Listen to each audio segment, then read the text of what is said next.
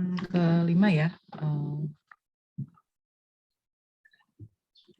Oke, hari ini kita masuk ke pertemuan kelima seperti minggu lalu. Jadi kita sistemnya masih seperti minggu lalu. Ada presentasi dulu, kemudian nanti dilanjutkan dengan diskusi, gitu ya.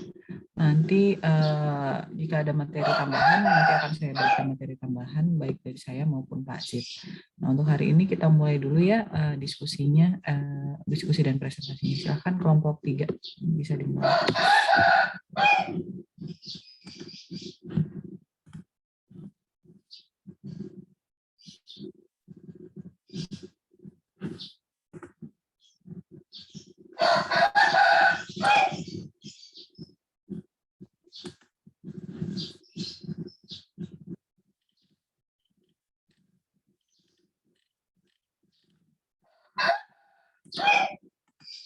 Silakan, kelompok 3 sudah hadir.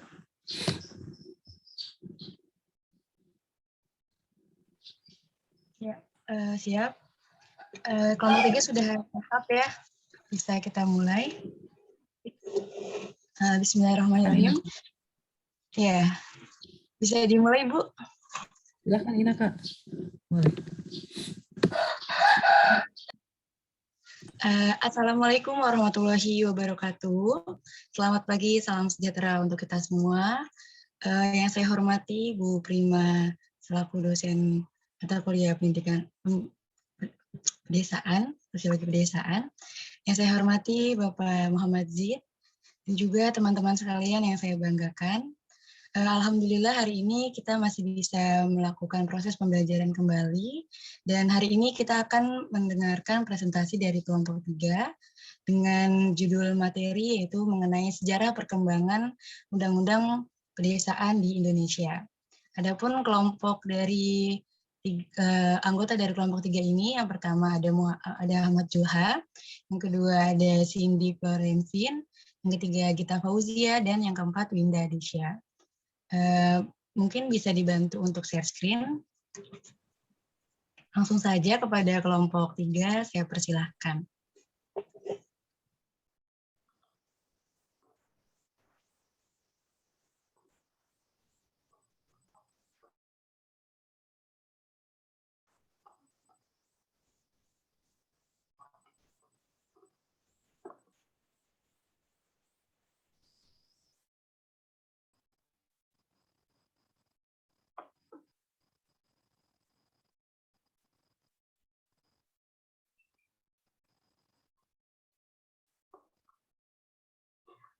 Terima kasih moderator. Seperti yang disebutkan moderator, pada kesempatan kali ini kami dari kelompok 3 akan mempresentasikan mengenai sejarah perkembangan Undang-Undang Pedesaan di Indonesia.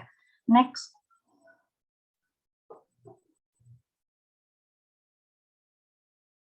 Pengantar. Pada bagian ini akan dijelaskan mengenai regulasi politik mengenai desa dalam lintasan, berbagai norma dan klausul penting dalam Undang-Undang Desa pada saat kolonial, Orde Lama, Orde Baru, dan Reformasi menunjukkan bahwa sikap prasangka desa atau bahkan anti desa masih melekat dalam esensi kebijakan di mana berlangsung proses intervensi negara atas desa dan integrasi desa ke dalam negara. Nah, pada bagian ini juga akan dijelaskan mengenai persoalan dan analisis kritis akan regulasi desa dari masa ke masa. Jadi ada 5 pembahasan penting yang akan dikaji. Yang pertama itu Undang-Undang Pedesaan era kolonial, Undang-Undang Pedesaan era Orde Lama, Undang-Undang Pedesaan era Orde Baru, Undang-Undang Pedesaan era Reformasi, dan imajinasi desa masa depan. Bisa di next.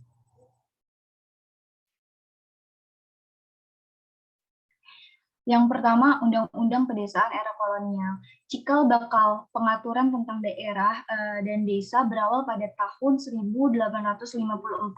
di mana pemerintahan kolonial Belanda mengeluarkan Regeringsreglement yang merupakan awal mula peraturan tentang daerah dan desa.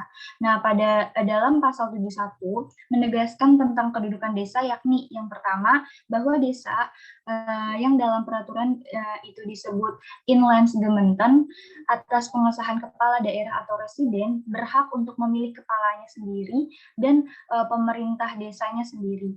Yang kedua, bahwa kepala desa itu diserahkan hak untuk mengatur dan mengurus rumah tangganya sendiri dengan memperhatikan peraturan-peraturan yang dikeluarkan oleh Gubernur Jenderal atau dari kepala daerah residen. Jadi intinya dalam peraturan ini kepala desa ini memiliki kewenangan untuk mengatur desa, namun tetap di bawah pemerintah kepala daerah. Lalu dengan ordonansi atau dikeluarkannya surat pemerintah pada tanggal 3 Februari 1906, terbentuk peraturan yang mengatur pemerintahan dan rumah tangga desa di Jawa dan Madura.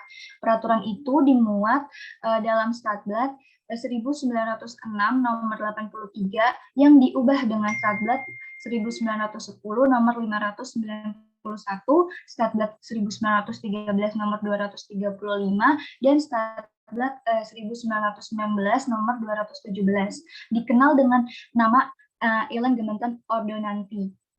Dalam penjelasan atas ordonansi disebutkan bahwa ketetapan-ketetapan dalam ordonansi secara konkret mengatur bentuk, kewajiban, hak kekuasaan pemerintah desa, baik berdasarkan hukum ketataprajaraan maupun berdasarkan hukum perdata. Jadi intinya dalam peraturan tersebut itu berisi ketetapan-ketetapan yang mengatur bentuk, kewajiban, dan hak kekuasaan pemerintahan desa. Dalam pasal 71 Regering Sleman 1854, peraturan tersebut hanya berisi peraturan kedudukan desa di Jawa dan Madura. Namun beberapa tahun kemudian pemerintah Hindia Belanda ini mengetahui bahwa di luar Jawa dan Madura ini terdapat juga daerah-daerah hukum seperti desa-desa yang ada di luar Jawa dan juga di luar Madura. Oleh karena itu, pemerintah juga menyusun peraturan untuk mengatur kedudukan daerah-daerah tersebut, semacam Inland Gementan Ordonansi yang tadi, yang berlaku di daerah-daerah luar Jawa dan juga luar Madura. Selanjutnya, pemerintah Hindia Belanda pada tanggal 23 Januari 1941 ini menyampaikan rancangan baru. Rancangan ini dinamakan Rancangan Desa Ordonansi kepada Volksraad. Jadi Volksraad itu adalah Dewan Rakyat atau lembaga penasihat bagi Gubernur Jenderal Hindia Belanda. Kemudian ordonansi tersebut ini ditetapkan pada tanggal 2 Agustus 1941 dalam Statblad 1941 nomor 356. Substansi desa ordonansi ini berlainan dengan ordonansi sebelumnya. Jadi prinsipnya agar desa ini diberi keleluasaan untuk berkembang menurut potensi dan kondisinya sendiri. Desa juga tidak dikekang dengan berbagai peraturan-peraturan atau regulasi yang mengikat dan instruktif. Berdasarkan atas prinsip itu, desa ordonansi ini dinyatakan perbedaan antara desa yang udah maju sama yang desa belum maju. Desa yang belum maju ini pemerintahan dilakukan oleh sebuah dewan desa atau dikenal dengan sebutan desa. Kemudian desa yang belum maju ini pemerintahan tetap disusun seperti sedia kala, yaitu pemerintahan yang dilakukan oleh rapat desa yang dipimpin oleh seorang kepala desa. Selanjutnya yang terakhir, pada masa pemerintahan Jepang, peraturan mengenai desa diatur dalam Osamu Seiri nomor 7 yang ditetapkan pada tanggal 1 Maret tahun Showa 19 atau tahun 1944. Nah, dari ketentuan Osamu Seiri ini ditegaskan bahwa Pucuk, kepala desa, diangkat dengan jalan pemilihan, sedangkan dewan yang berhak untuk menentukan tanggal pemilihan dan juga syarat-syarat lain dalam pemilihan Pucuk ya disebut namanya Gunco. Sedangkan untuk masa jabatan Pucuk itu 4 tahun dan Pucuk ini bisa dipecat oleh Shufchokan. Jadi intinya dalam peraturan ini sebuah pemilihan pemerintah itu sudah dimulai. Next.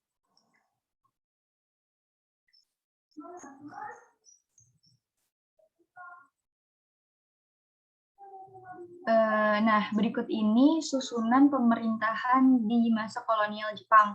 Susunan pemerintahan ini dari yang tertinggi sampai yang terendah. Yang pertama ada Saiko Shikikan, pemimpin pemerintahan militer Jepang, yaitu Panglima Tentara. Yang kedua ini ada Gun Seikan, kepala pemerintahan militer. Selanjutnya ada Gun Seibu, Koordinator Pemerintahan Militer untuk Jawa Barat, Jawa Tengah, dan juga Jawa Timur. Lalu ada Shu Chokan atau residen-residen di bawah Gun Seibu. Selanjutnya ada daerah Shu yang terbagi atas kota Madia atau Si dan kabupaten atau Ken. Lalu Ken ini terbagi lagi atas beberapa gun atau kita sebut kewedanan. Jadi kewedanan ini wilayah administrasi pemerintahan. Nah, gun ini terbagi lagi atas beberapa son atau kecamatan. Son ini terbagi lagi atas beberapa ku atau desa, dan ku ini terbagi lagi atas beberapa usa atau kampung. Selanjutnya akan dijelaskan oleh teman saya. Terima kasih.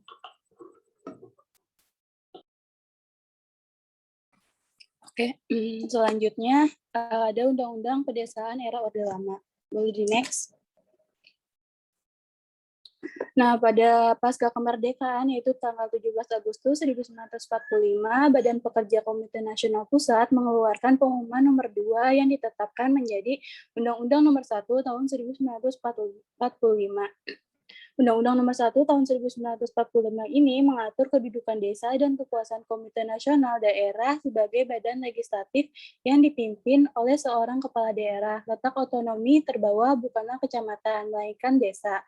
Kemudian pada tanggal 10 Juli 1948 lahirlah Undang-Undang nomor 22 tahun 1948 bab 2 pasal 3 angka 1 tentang daerah otonomi biasa dan daerah otonomi istimewa, yaitu pemerintahan menegaskan bahwa daerah yang dapat mengatur rumah tangganya sendiri dapat dibedakan dalam 2 jenis, yaitu daerah otonom biasa dan daerah otonomi istimewa.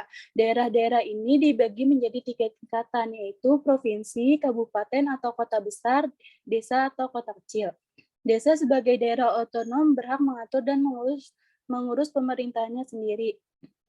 Kemudian pada tanggal 19 Januari 1957 ditetapkan Undang-Undang Nomor 1 Tahun 1957 tentang pengaturan mengenai jumlah tingkatan daerah sebanyak-banyaknya 3 tingkatan, kedudukan kepala daerah, dan tentang pengawasan yang dilakukan oleh pemerintahan pusat. Nah, Undang-undang ini dalam rangka pembentukan daerah tingkat 3 disebutkan pula bahwa pada dasarnya kesatuan-kesatuan hukum dibentuk berdasarkan kesatuan masyarakat hukum seperti desa, nagari, dan kampung-kampung lain. Oleh karena itu, desa praja sebagai daerah sebagai desa tingkat 3 dan sebagai daerah terbawah hingga Undang-Undang Nomor 1 Tahun 1957 ini diganti dengan undang-undang lain yang belum dapat terlaksanakan. Kemudian pada tanggal 5 Juli 1959 pemerintah mengeluarkan dekret presiden, yaitu untuk yang menyatakan berlakunya kembali Undang-Undang 1945 dan Undang-Undang Dasar 1900 Undang-Undang sementara 1950 tidak berlaku lagi. Nah, dekret presiden ini mengantar Republik Indonesia ke dalam demokrasi terpimpin dan gotong royong. Maka pada tanggal 9 September 1959 dikeluarkan Perpres nomor 6 tahun 1959 tentang pemusatan kekuasaan ke dalam satu garis birokrasi yang bersifat sentralis. Kemudian pada 1 September DPR-GR menetapkan sebagai undang-undang, yaitu Undang-Undang Nomor 18 Tahun 1965 tentang Pokok Pemerintahan dan Undang-Undang Nomor 19 Tahun 1965 tentang Desa Praja. Nah, menurut pasal 1 Undang-Undang Nomor 19 Tahun 1965 yang dimaksud dengan Desa Praja adalah kesatuan masyarakat hukum yang tertentu batas-batas daerahnya, berhak mengurus rumah tangganya sendiri, memilih penguasaannya, dan mempunyai harta bendanya sendiri. Kesatuan-kesatuan yang tercakup dalam Undang-Undang 1945 ini pasal 8 yaitu seperti Volksgemeinschappen, yaitu seperti desa di Jawa dan Bali, nagari di Minangkabau, dusun dan marga di Palembang, dan sebagainya yang bukan bekas Swapraja adalah desa praja menurut undang-undang ini. Oleh karena itu, persekutuan-persekutuan masyarakat hukum yang berada dalam daerah Swapraja tidak berhak atas status desa praja. Undang-Undang Nomor 19 1965 ini kemudian tidak dapat terlaksanakan karena peristiwa G30 SPKI yang membuat pelaksanaan dari undang-undang tersebut ditinjau kembali. Lalu kemudian pemberlakuan Undang-Undang Nomor 6 tahun 65 ini sebagai undang-undang pengganti menyatakan tidak berlakunya kembali undang-undang dan peraturan termasuk Undang-Undang Nomor 19 tahun 1965 tentang Desa Praja. Akibatnya sejak tahun 1965 praktis penyelenggaraan pemerintahan desa mengalami kelemahan hukum karena peraturan perundang-undangannya dicabut dan penggantinya belum ada, sehingga iklim IGO dan IGO B masih tetap berlangsung dengan berbagai penyesuaian dan penyempurnaan. Boleh di next.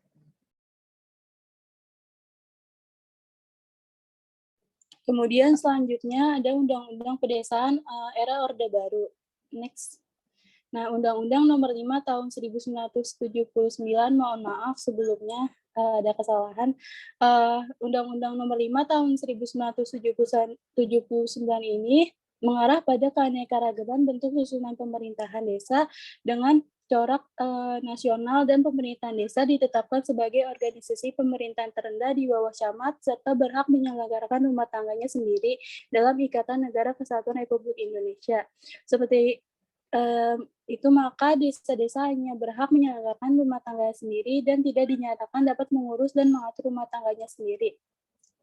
Hak menyelenggarakan rumah tangganya sendiri dalam pengertian ini bukanlah merupakan hak otonomi. Oleh karena itu, hak-hak daerah ini hak otonominya hilang, sehingga dapat dikatakan bahwa Undang-Undang Nomor 5 tahun 1979 ini administrasi desa dipisahkan dari hak adat istiadat dan hak asal-usul. Secara struktural, desa bersifat hierarkis sampai ke tingkat pusat. Oleh karena itu, pola hubungan yang bersifat hierarkis ini, maka seluruh peraturan perundang-undangan yang mengatur tentang desa dibuat oleh pemerintahan pusat dan diberlakukan sama secara nasional. Selanjutnya akan dijelaskan oleh rekan saya.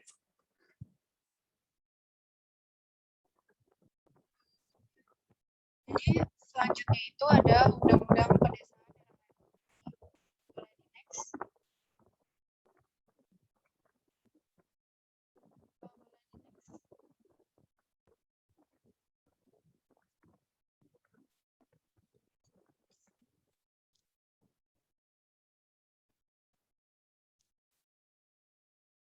Boleh di next, Lala. Nah, oke, jadi Undang-Undang era reformasi itu sendiri ada 3. Nah, yang pertama itu ada Undang-Undang Nomor 22 tahun 1999. Nah, Undang-Undang ini sendiri ada 3 hal yang dibahas. Yang pertama itu mengenai self-governing community. Nah, jadi dalam Undang-Undang Nomor 22 tahun 1999 itu dirumuskan oleh Profesor Muhammad Rias Rashid, di mana beliau ini mengatakan bahwa memang undang-undang ini tidak mengenal desentralisasi desa.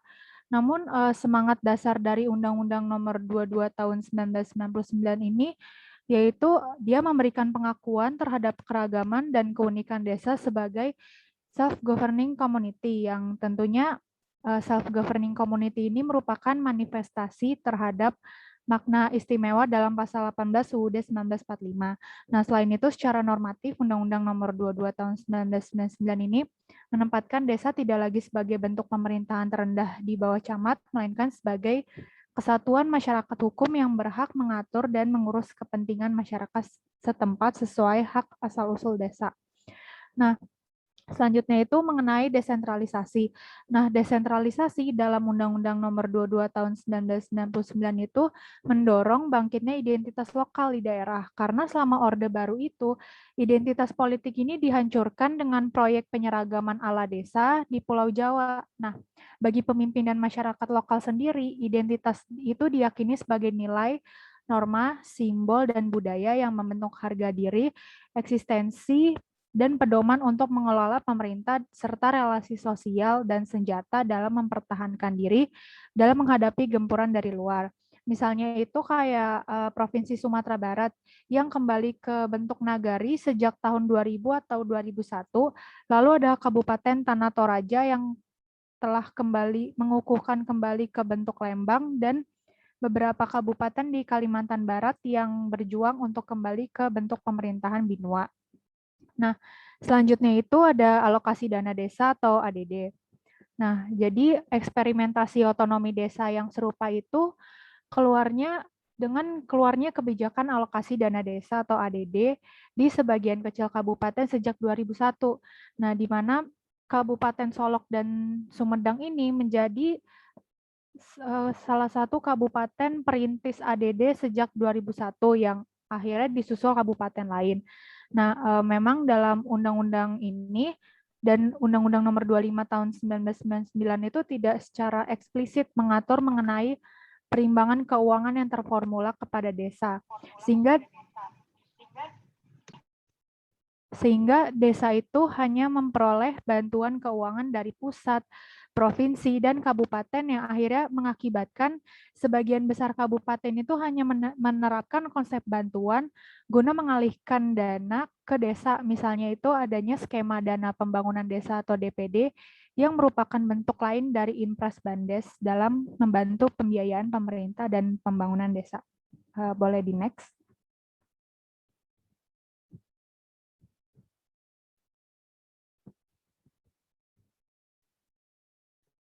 Nah, selanjutnya itu ada Undang-Undang Nomor 32 Tahun 2004. Jadi di sini ada dua konsep besar mengenai undang-undang ini. Nah, di mana yang pertama itu Undang-Undang Nomor 32 Tahun 2004 ini sebagai pengganti dari undang-undang sebelumnya, yakni Undang-Undang Nomor 22 Tahun 1999. Jadi terciptanya Undang-Undang Nomor 32 Tahun 2004 oleh pemerintah sebagai pengganti dari undang-undang sebelumnya yang juga disebut sebagai undang-undang transisional. Nah, Undang-Undang Nomor 32 Tahun 2004 ini ternyata justru memicu konflik kekuasaan kekayaan antara pusat, provinsi, kabupaten atau kota, dan desa, di mana isi dari undang-undang ini sendiri dianggap mengundang multitafsir yang beragam. Sehingga hal ini mengakibatkan adanya pemahaman yang menjadi kacau balau dan memicu ketidakpuasan serta kritik dari berbagai pihak. Nah, padahal undang-undang sebelumnya, yakni Undang-Undang Nomor 22 Tahun 1999 ini telah meletakkan kerangka landasan desentralisasi, otonomi daerah, dan demokrasi lokal yang tentunya jauh lebih maju di era reformasi setelah Indonesia ini dibelenggu oleh sistem sentralistik otoritarian selama hampir 3 dekade. Nah, yang kedua itu pemerintah merevisi undang-undang sebelumnya atau Undang-Undang Nomor 22 Tahun 1999 karena undang-undang sebelumnya itu dinilai melenceng jauh dari prinsip NKRI. Nah, arah dan substansi revisi itu telah lama diperdebatkan, namun tidak terbangun visi bersama dalam memperkuat otonomi daerah karena fragmentasi kepentingan. Nah, pemerintah ini berkeinginan kuat buat merevisi Undang-Undang Nomor 22 Tahun 1999 karena dianggap melenceng jauh dari prinsip NKRI. Sebab pemerintah kabupaten atau kota ini sangat risau dengan adanya intervensi dan kontrol berlebihan dari DPRD. Nah, hal ini mengakibatkan pihak desa, yaitu kepala desa dan BPD, telah lama mengusulkan revisi karena undang-undang sebelumnya tidak memberikan desentralisasi kewenangan dan keuangan dalam mendukung otonomi desa, di mana pihak LSM ini juga terus melakukan kajian dan kritik terhadap Undang-Undang Nomor 22 Tahun 1999. Sampai akhirnya pada 15 Oktober 2004 ini disahkanlah Undang-Undang Nomor 3 Tahun 2004 mengenai pemerintah daerah sebagai pengganti dari Undang-Undang Nomor 22 Tahun 1999. Dan juga pada tanggal 30 Desember 2005 ini pemerintah mensahkan Peraturan Pemerintah Nomor 72 Tahun 2005 tentang desa. Namun kedua undang-undang ini, yaitu Undang-Undang Nomor 32 Tahun 2004 dan Peraturan Pemerintah Nomor 72 Tahun 2005 ini masih menyisakan beberapa permasalahan baik dari segi substansi maupun dari segi regulasinya. Boleh di next.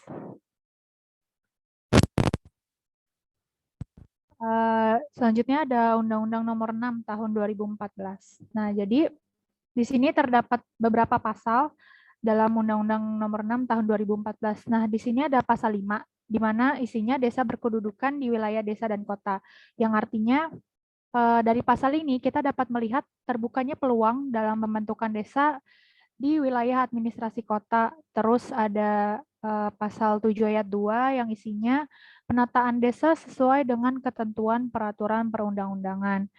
Jadi pasal ini melihat atas nama penataan, desa dapat dihapus berdasarkan adanya hasil evaluasi pemerintah yang akan diatur dalam pemerintahan.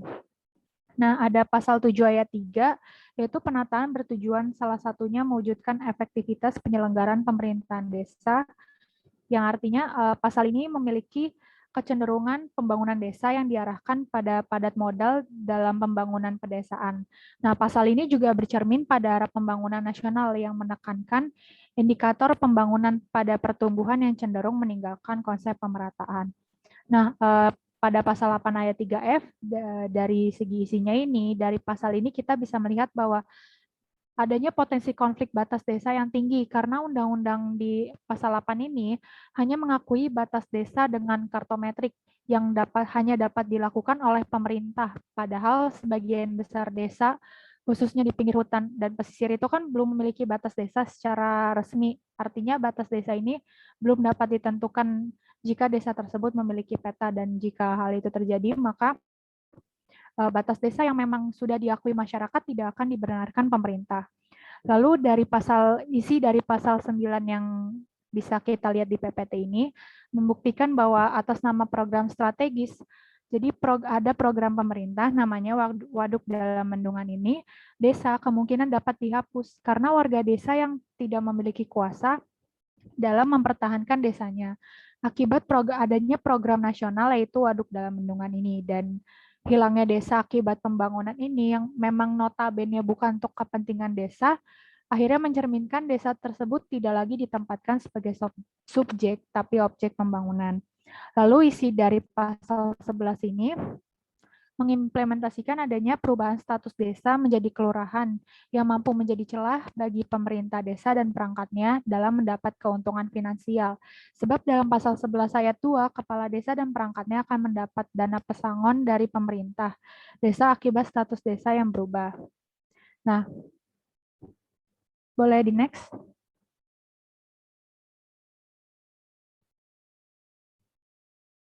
Nah, di sini selanjutnya ada pasal 12, di mana pasal 12 ini terdapat perubahan kelurahan menjadi desa, di mana hal itu tidak semudah desa menjadi kelurahan, karena usulan perubahan kelurahan menjadi desa itu harus sesuai ketentuan yang berlaku. Lalu ada pasal 19, di mana dalam pasal ini kewenangan desa bersifat normatif, namun sayangnya tidak dijelaskan bagaimana upaya kewenangan desa bersama lembaga masyarakat atau kesatuan adat dalam mempertahankan fungsi-fungsi sumber daya alamnya.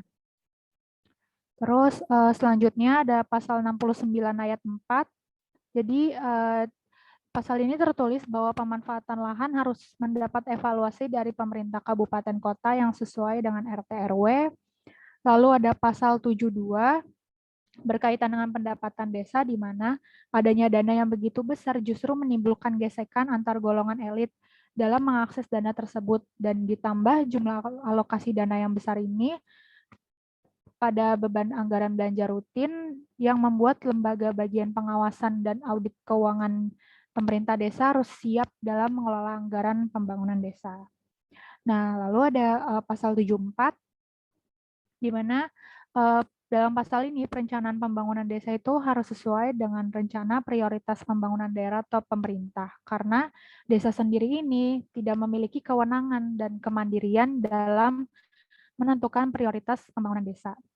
Lalu ada pasal 76 yang menyebutkan bahwa tanah, hutan, mata air, dan lainnya ini sebagai aset desa menjadi kekayaan desa agar dikelola dalam peningkatan kesejahteraan masyarakat. Namun tata cara pengelolaannya harus berdasarkan peraturan pemerintah. Boleh di next. Lalu ada pasal 79, di mana jika kita lihat isinya dalam PPT mengenai perencanaan, bahwa pemerintah desa ini sebenarnya dalam menyusun perencanaan pembangunan desanya itu wajib mengacu pada rencana pembangunan kabupaten atau kota. Lalu di pasal 90 dari isinya ini terimplementasi bahwa BUM desa sendiri ditujukan dalam memprioritaskan pengelolaan sumber daya alam desa yang akan mengancam lingkungan dan sumber daya pedesaan. Nah, lalu pada pasal 91 berkaitan dengan kerjasama dengan pihak lain atau pihak ketiga, pada dasarnya ruang liberalisasi itu terbuka luas ke desa. Namun dengan memberikan kewenangan kepada desa untuk bekerja sama dengan pihak swasta justru akan menghancurkan kehidupan pedesaan secara legal oleh adanya undang-undang desa, sebab akan banyak nantinya kerjasama pada bidang investasi dalam mengeksplor sumber daya alam desa ini secara berlebihan dan tidak bertanggung jawab. Lalu yang terakhir itu pada pasal 100 sampai 111, di sini dijelaskan mengenai status desa adat, yang artinya perubahan status desa adat ke kelurahan atau sebaliknya justru semakin mengacaukan pemaknaan terhadap desa dan adat, karena perubahan wilayah adat menjadi status desa itu apakah secara otomatis nantinya kepala suku atau adat itu akan berubah juga menjadi kepala desa dan desa adat, atau apakah nantinya desa adat ini bisa melakukan pembangunan pedesaan seperti logika pemerintah, yaitu perencanaan, anggaran, pengawasan, dan lain-lain. Boleh di next. Selanjutnya dijelaskan oleh Zulha. Berikutnya adalah imajinasi desa masa depan. Jadi kalau kita berbicara mengenai bagaimana desa di masa depan, maka itu harus dimulai dari perubahan undang-undang yang bersifat pragmatis gitu ya. Ini mengenai isu otonomi dari desa itu sendiri. Nah, hal ini yang kemudian akan menentukan gitu bagaimana desa itu bisa diakui eksistensinya oleh negara, terus juga bagaimana kedudukan desa dengan negara, bagaimana kewenangan desa, terus juga dari aspek yuridis itu seperti apa, dan bagaimana bentuk kesusunan penyelenggaraan desa dari otonomi desa itu sendiri. Kemudian yang pertama terkait dengan kewenangan desa. Jadi isu otonomi desa terkait dengan kewenangan desa itu sendiri itu harus mewujudkan dalam pengakuan negara atas esensi kewenangan yang berbasis hak asal-usul atau adat istiadat setempat. Nah, kewenangan ini melekat pada hakikat keberadaan desa sebagai self-government community atau sebagai sebuah komunitas yang mengurusi dirinya sendiri, termasuk di dalamnya adalah kewenangan yang bersumber dari hak atas tanah yang dari sisi habitat hukumnya itu tidak bisa lepas dari keberadaan komunitas masyarakat hukum adat. Pada sisi lain terkait dengan di luar dari kewenangan pengakuan berbasis otonomi, desa juga memiliki kewenangan pemberian yang diberikan dalam kerangka desentralisasi. Kewenangan tersebut itu diberikan melalui dua cara. Yang pertama itu adalah devolusi, yakni pemberian kewenangan pemerintah lebih tinggi atau dalam hal ini adalah kabupaten yang dikonversi menjadi kewenangan semi otonom desa. Yang kedua diberikan secara delegasi, yaitu yakni pemberian urusan atau tugas yang menjadikan desa sebagai local state government. Penting dicatat bahwa dalam prinsip desentralisasi yang telah diberikan ini itu harus bertujuan menambah bobot keotonomian desa dan dilakukan melalui kesepakatan desa dengan Pemda, bukan justru pelimpahan beban pemberian urusan sisa atau hanya menciptakan ketergantungan desa. Yang kedua terkait dengan kedudukan desa dan hubungannya dengan negara. Paradigma baru pembaruan desa diawali dari pembebasan cara pikir kebijakan yang menempatkan desa sebagai miniatur negara, menjadikan otonomi desa hanya sebagai bagian atau turunan dari otonomi daerah. Nah, proses penaklukan desa lewat seperti contoh gitu ya, yang meletakkan desa sebagai miniatur negara itu contohnya pada saat masa Orba gitu, yang berlangsung keras selama Orba. Itu pada masa Orba itu sukses gitu memberangus otonomi desa dan menitis beratkan atau mengikis eksistensi politik lokal yang telah lama berakal di masyarakat. Nah, seharusnya ya dalam kedudukan desa ini itu mengeluarkan desa dari subordinasi organisasi negara. Artinya menempatkan desa pada entitas politik otonom dan kesatuan masyarakat hukum yang memiliki regulasi sendiri dalam mengelola kehidupan desa. Dengan kedudukan demikian, formula hubungan desa dengan negara itu adalah sebagai mitra setara gitu, sehingga urusan dominan desa itu lebih bersumber kewenangan orisinal, sementara devolusi atau delegasi kerja dalam kerangka desentralisasi dari negara itu mesti didahului proses kesepakatan yang hasilnya dituangkan dalam bentuk peraturan daerah. Yang ketiga, dari aspek yuridis, hakikat keaslian dan keragaman otonomi desa itu mewujud dalam legal policy yang pluralis, bukan unifikatif berwujud standar nasional. Artinya kita bisa melihat bahwa ada perbedaan atau ada perbedaan hukum itu antara hukum di desa dengan hukum yang berada secara pusat gitu, yang hukum secara negara. Nah, mestinya negara itu paham gitu antara perbedaan, karena kan di dalam desa dengan negara itu kan hukumnya nggak bisa disamaan gitu, nggak bisa disamakan. Maka perlu adanya pluralis dalam menerapkan hukum gitu di desa itu sendiri. Kemudian yang keempat, bentuk susunan penyelenggara desa. Yang utama di sini adalah posisi kepala desa, BPD, Seksdes, dan perangkat desa lainnya bukanlah untuk memerintah atau memegang otoritas legal formal, tetapi menjadi primus inter pares yang legitimasi kepemimpinannya berbasis kepercayaan dan kepatuhan masyarakat desa. Dari 4 poin ini kita bisa simpulkan bahwa dalam melihat gitu ya masa depan desa itu tergantung dari bagaimana negara memberikan otonomi kepada desa itu sendiri. Karena gampangnya kalau misalkan kita analogikan desa itu sebagai murid atau sebagai pendidik, maka yang tahu pendidik dalam menentukan masa depannya ya siswa itu sendiri gitu. Begitupun dengan desa, yang tahu desa, bagaimana kondisi desa itu sendiri ya masyarakat dari desa setempat. Next. Kemudian ini penutup sekaligus sebagai kesimpulan. Jadi dari penjelasan panjang tadi, ini adalah bagaimana sejarah undang-undang desa di Indonesia. Dilihat yang pertama 1906 sampai 1942 itu zaman kolonial Belanda menghasilkan produk hukum Inlandsgemeet Ordinat 3 atau di Jawa dan Madura. Berikutnya yang kedua 1938 sampai 1942 zaman kolonial Belanda menghasilkan Inlandsgemeet Ordinat voor Buitenwestern, desa di luar Jawa dan Madura, dan seterusnya. Dari peraturan-peraturan ini intinya harus pemerintah itu harus beriringan dengan semangat pembangunan. Artinya dalam menciptakan undang-undang yang berlaku di desa itu harus diiringi dengan semangat pembangunan. Artinya dalam konteks ini, dalam pembangunan desa itu desa harus ditempatkan sebagai subjek dari pembangunan desa sendiri, bukan sebagai objek gitu. Dalam hal ini kita juga harus gitu menghilangkan menghilangkan stigma-stigma negatif gitu terkait dengan bahwa desa itu sebagai kawasan yang kumuh, desa itu sebagai kawasan yang memberikan desa itu dipandang sebagai sebuah komunitas masyarakat miskin dan sebagainya, itu harus dihilangkan dalam rangka pembangunan dari desa yang ada di Indonesia.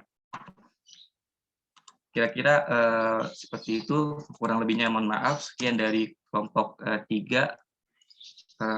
Saya kembalikan lagi ke moderator. Baik, terima kasih kepada kelompok 3 atas presentasinya yang sangat baik. Selanjutnya kita memasuki sesi tanya-jawab. Bagi teman-teman yang ingin bertanya, maka saya persilakan untuk bisa mengaktifkan suaranya. Ya, siapa duluan yang ingin bertanya?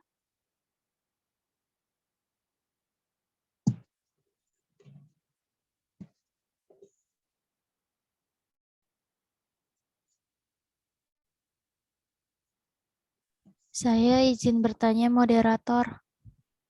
Ya, baik, silakan Ayu. Ya, terima kasih.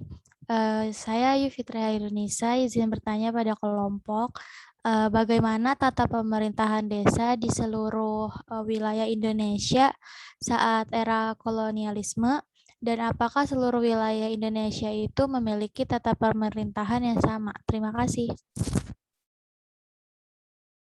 Baik, terima kasih Ayu atas pertanyaannya. Ya, selanjutnya ada yang ingin bertanya lagi? Masih ada 3 kesempatan untuk yang ingin bertanya. Saya ingin bertanya, Ya, baik, moderator. silakan Salsa. Ya, terima kasih. Saya Salsabila izin bertanya pada kelompok. Pada bahasan Undang-Undang Pedesaan era Orde Baru terdapat Undang-Undang Nomor 5 Tahun 1979, di mana isinya desa hanya berhak menyelenggarakan rumah tangganya sendiri dan tidak dinyatakan dapat mengurus dan mengatur rumah tangganya sendiri. Dengan kata lain, desa tidak lagi otonom. Apa tujuan pemerintah pada masa ini terhadap desa sehingga mengeluarkan undang-undang tersebut? Terima kasih. Baik, terima kasih Salsa atas pertanyaannya yang luar biasa. Ya, selanjutnya ada yang ingin bertanya lagi? Saya moderator. Baik, silakan. Saya ingin bertanya di bagian materi kelompok di mana ada materi Undang-Undang Nomor 22 tahun 1999 ada membahas bagian desentralisasi.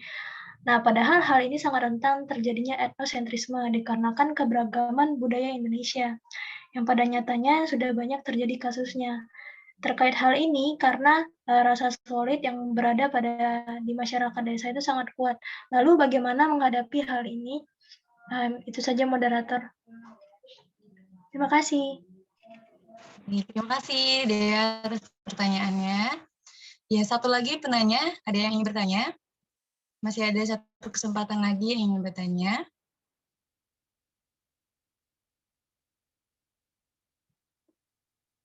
Baik, apakah sudah cukup? Nah, mungkin buat teman-teman yang masih ingin bertanya, bisa melanjutkan nanti di sesi di WhatsApp group. Demikian mungkin untuk presentasi dan juga sesi tanya-jawab dari kelompok 3 pada minggu ini. Semoga bermanfaat dan dapat dipahami oleh kita semua. Saya selaku moderator, mohon maaf apabila ada kesalahan. Kita akhiri diskusi kita pada hari ini. Akhir kata, wassalamualaikum warahmatullahi wabarakatuh. Saya kembalikan ke Ibu Prima. Terima kasih. Ya, terima kasih Inaka atas sudah memoderatori diskusi dan presentasi hari ini.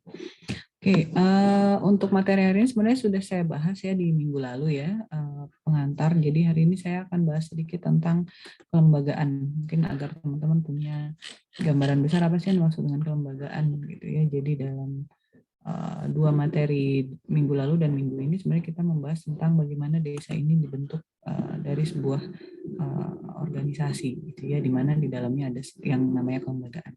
Nah, hari ini saya akan bahas itu sedikit sebelum nanti kita diskusi tentang rencana turun lapang ya. Oke, saya coba share screen dulu ya.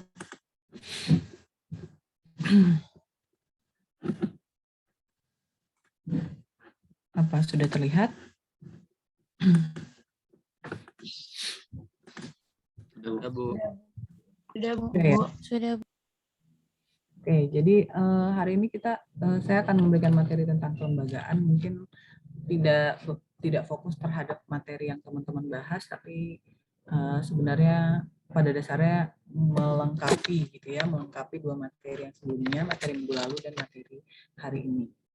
Jadi karena ya, untuk tentang materi hari ini sebenarnya sudah saya bahas minggu lalu. Jadi teman-teman nanti bisa lebih banyak diskusi dan menggali kepada kelompok tentang materi hari ini. Nah, hari ini saya akan bahas tentang kelembagaan sosial. Apa sih yang disebut sebagai kelembagaan sosial? Nah, di dalam masyarakat gitu kita tahu bahwa ada yang namanya kelembagaan. Apa sih bedanya kelembagaan dengan lembaga? Gitu ya. Nah, kelembagaan sosial atau disebut social institution atau yang disebut sebagai peranata sosial itu merupakan suatu sistem yang di dalamnya ada aturan gitu ya, kemudian ada adat istiadat yang mempertahankan suatu nilai-nilai penting. Di mana tujuan kelembagaan itu adalah untuk mengatur hubungan gitu ya, dengan tujuannya adalah untuk dapat memenuhi kebutuhan manusia yang paling penting. Di mana kemudian ada wujud konkret dari kelembagaan yaitu sebuah asosiasi. Sehingga kelembagaan itu seringkali tidak terlihat gitu ya. Yang terlihat adalah bentuk lembaganya. Tapi kelembagaan di dalamnya itu yang mencakup nilai, norma, adat istiadat, kemudian pranata, aturan. Nah, itu yang ada di dalam kelembagaan. Sehingga ketika kita menganalisis suatu kelembagaan di desa, maka kemudian kita tidak hanya melihat lembaga-lembaga di desa, tapi bagaimana desa ini dibangun dalam suatu kelembagaan. Termasuk di dalamnya ada kemarin kita bahas tentang struktur desa, kemudian hari ini kita bahas tentang aturan desa. Nah, itu ada di dalam suatu kelembagaan desa. Bagaimana kemudian aturan itu berubah, yang mempengaruhi perubahan struktur, yang mempengaruhi juga gitu ya nilai dan norma di dalamnya. Bahkan ada ketika terjadi perubahan aturan berdasarkan undang-undang, itu pun mempengaruhi bagaimana desa ini berjalan. Desa ini kemudian terbentuk, aturan-aturannya kemudian apa saja yang berubah, nilai-nilai apa saja yang berubah. Nah, itu juga mempengaruhi bagaimana kelembagaan ini berlangsung.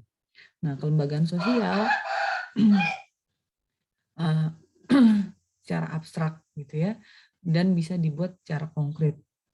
Jadi kalau kelembagaan abstraknya itu apa sih? Misalnya kelembagaan dalam perguruan tinggi, kemudian kelembagaan pernikahan, kelembagaan sebuah sistem kredit, sebuah kesehatan, kelembagaan dalam penelitian. Nah, kemudian bentuk konkretnya apa? Biasanya ada lembaganya, gitu ya, UNJ, IPB, UI, gitu. Kemudian perkawinan itu ada lembaganya, misalnya asosiasinya untuk keluarga. Kalau misalnya kita bicara tentang perkreditan, maka ada bank, gitu ya. Ketika kita bicara penelitian, maka ada pusat studi biasanya. Nah, itu bentuk konkret dari suatu kelembagaan. Nah, kelembagaan sosial itu merupakan seperangkat norma atau tata laku, di mana ada fungsinya. Gitu ya. Fungsi kelembagaan sosial itu antara lain memberikan pedoman perilaku pada individu dan masyarakat, kemudian menjaga keutuhan, memberikan pegangan kepada masyarakat untuk mengadakan sebuah kontrol sosial. Gitu ya. Dalam artian mempelajari kebudayaan itu kita mempelajari kelembagaan sosial. Jadi kelembagaan itu sebenarnya bukan budaya gitu ya, tapi ketika kita bicara tentang kelembagaan maka kita tidak terlepas dari culture-nya juga, budaya, adat istiadat, norma gitu. Sehingga bicara kelembagaan bukan hanya struktur organisasi gitu ya yang kemudian membentuk suatu lembaga, tapi bagaimana lembaga tersebut itu bisa berjalan baik, bisa kemudian tumbuh, berkembang gitu ya, bisa kemudian menjadi sebuah lembaga yang besar. Itu kemudian tidak hanya dibangun oleh struktur organisasi, tapi ada yang namanya kelembagaan. Nah, kelembagaan sosial itu juga memiliki ciri gitu ya, merupakan wujud organisasi, gitu ya, pola pemikiran dan perilaku yang terwujud melalui berbagai aktivitas dalam masyarakat. Kemudian dia umumnya punya nilai yang dipertahankan, gitu ya. Dalam suatu desa kita punya nilai-nilai norma-norma gitu ya, kebiasaan adat istiadat. Di masyarakat perkotaan punya kelembagaan perkotaan. Kita bicara tentang aturan tertentu gitu, kita bicara tentang bagaimana institusi itu dibangun kayak UNJ, institusi pendidikan, maka dia punya yang namanya sebuah kelembagaan. Adalah kemudian mencakup di dalamnya misalnya ada aturan-aturan yang dibangun, aturan formal, aturan non formal. Kemudian aturan kemudian dilegalkan gitu ya, kemudian aturan yang disahkan, aturan yang kemudian dipahami oleh individu secara misalnya tidak harus aturan formal tapi aturan informal. Kemudian itu ada di dalam kelembagaan. Nah, kemudian dia memiliki satu tujuan atau lebih, memiliki lambang. Nah, biasanya ini dalam sebuah lembaga gitu ya yang sudah bentuknya konkret tadi asosiasi, dia punya lambang. Kemudian memiliki alat untuk mencapai tujuan. Nah, dia biasanya punya tujuan. Sehingga kalau kita bicara tentang kelembagaan pasti nggak jauh dari suatu lembaga tadi, asosiasi bentuk konkretnya. Walaupun dalam suatu lembaga gitu yang sudah dalam bentuk konkret asosiasi itu kemudian tidak terlepas dari sesuatu yang abstrak tadi. Kemudian memiliki tradisi itu bisa aturan, norma, nilai gitu ya, baik tertulis maupun tidak tertulis. Nah, kemudian apa yang disebut sebagai pelembagaan sosial. Nah, itu merupakan sebuah proses perkembangan kelembagaan atau disebut sebagai social institutionalization. Nah, proses tersebut itu meliputi lahirnya peraturan, norma yang mengatur hubungan antar aksi atau pembentukan nilai dan norma baru. Nah, kelembagaan sosial itu berkembang melalui proses pelembagaan sosial. Jadi istilahnya banyak ya, lembaga, pelembagaan gitu ya. Ketika kita bicara tentang satu fenomena sosial gitu. Jadi kalau nanti teman-teman di masyarakat itu kemudian tidak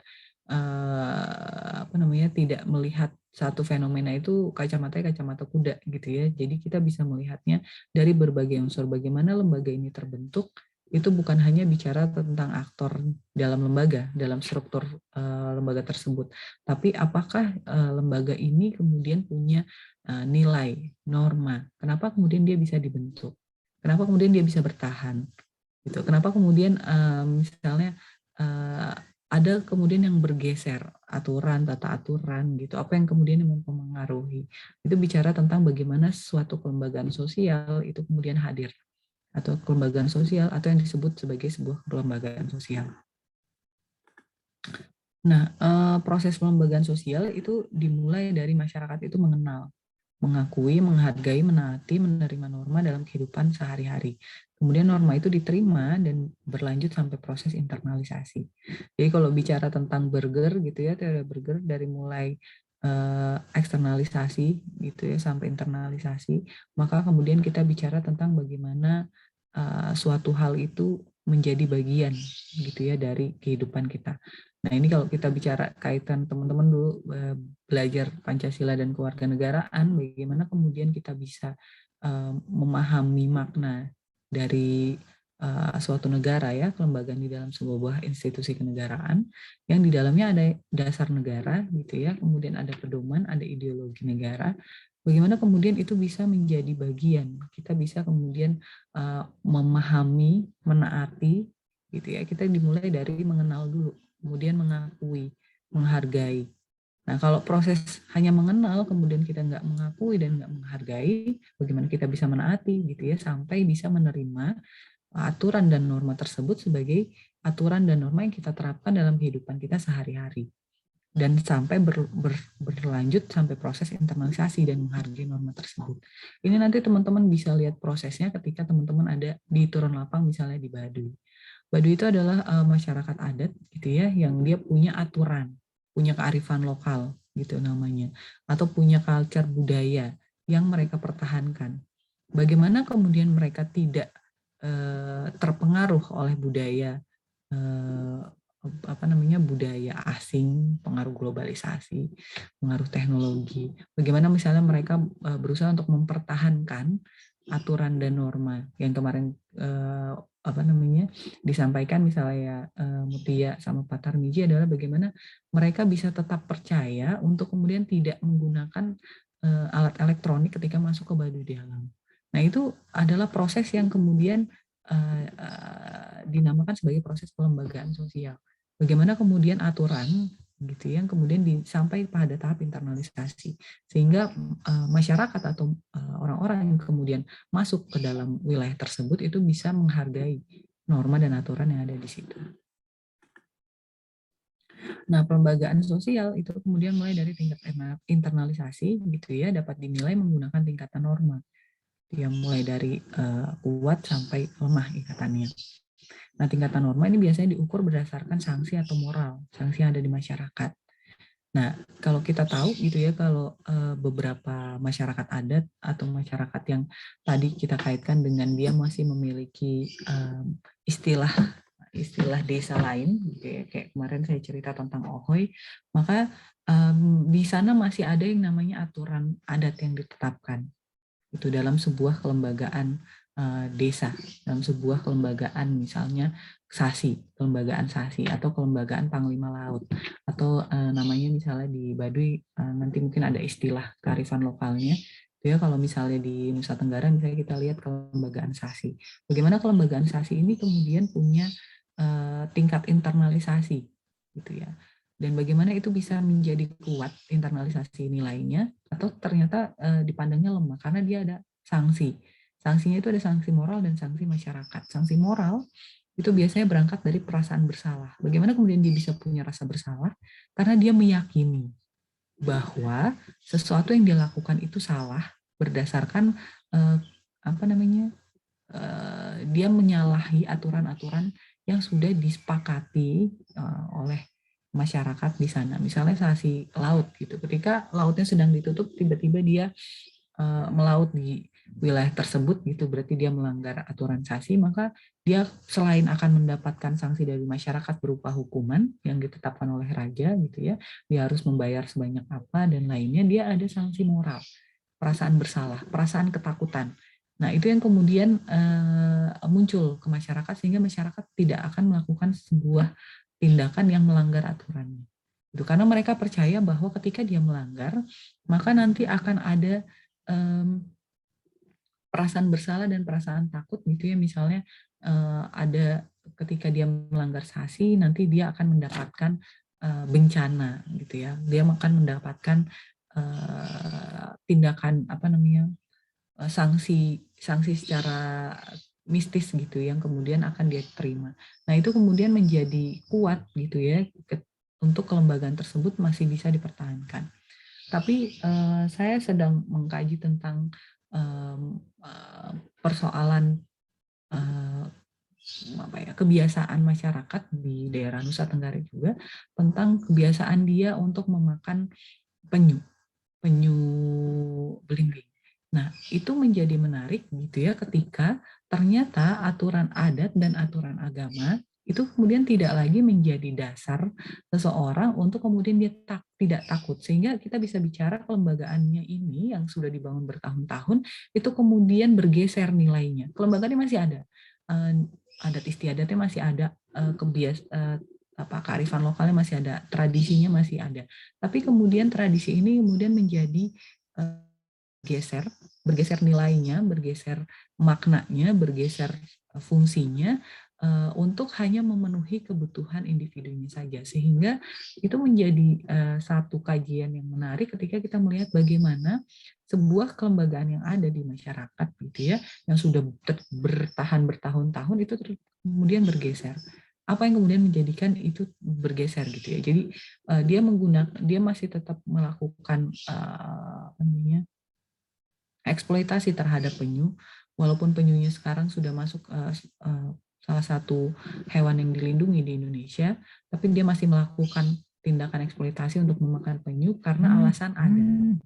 Dan itu menjadi menarik, padahal adat sudah kemudian memberikan aturan untuk hanya boleh misalnya memakan penyu itu 1 tahun 1 kali. Tapi ada beberapa masyarakat yang kemudian melanggar hal tersebut, dan itu kemudian menjadi satu hal yang menarik gitu ya, bagaimana kemudian kelembagaan sosial yang kemudian sudah terinternalisasi di masyarakat itu kemudian menjadi bergeser. Apa yang mempengaruhinya? Nah, sehingga kita bicara tentang masyarakat di dalam sebuah desa, masyarakat di dalam sebuah masyarakat adat, masyarakat dengan kearifan lokalnya, itu kemudian teman-teman bisa lihat dari banyak hal. Bukan hanya kita bicara tentang perubahan sosial yang kemudian terjadi, tapi bagaimana norma dan nilai yang sudah terinternalisasi bertahun-tahun itu kemudian mengalami pergeseran. Apa yang kemudian menjadikan dia bergeser? Nah, itu yang kemudian bisa dikaji. Nah, balik lagi ketika nanti teman-teman akan di lapangan ya, karena kita akan ke Baduy, maka teman-teman bisa mengkaji banyak hal gitu ya terkait dengan perubahan sosial. Nah, perubahan sosial ini kita bisa lihat dari sudut bagaimana masyarakat ini memilih untuk tadi tetap di Baduy dalam atau kemudian dia memutuskan untuk pindah ke Baduy luar. Itu bicara tentang sebuah perubahan yang mereka ambil gitu ya dari sudut pandang tadi unit analisisnya misalnya individu atau keluarga atau kelompok. Kemudian karena kita kebudayaan tetap sama kan, mereka tetap meyakini dan mempercayainya. Nah, kemudian dari kemarin saya sudah tetapkan beberapa tema ya, ada 10 tema yang kemudian teman-teman sudah pilihkan judulnya, dan itu menjadi satu bisa jadi banyak kajian gitu ya nanti. Oke, kita lanjut dulu ya.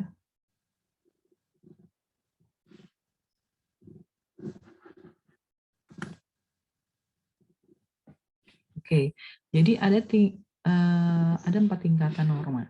Gitu ya. Yang pertama adalah cara atau usage, itu memberikan batasan dalam hubungan antar individu atau pada sebuah perbuatan tertentu.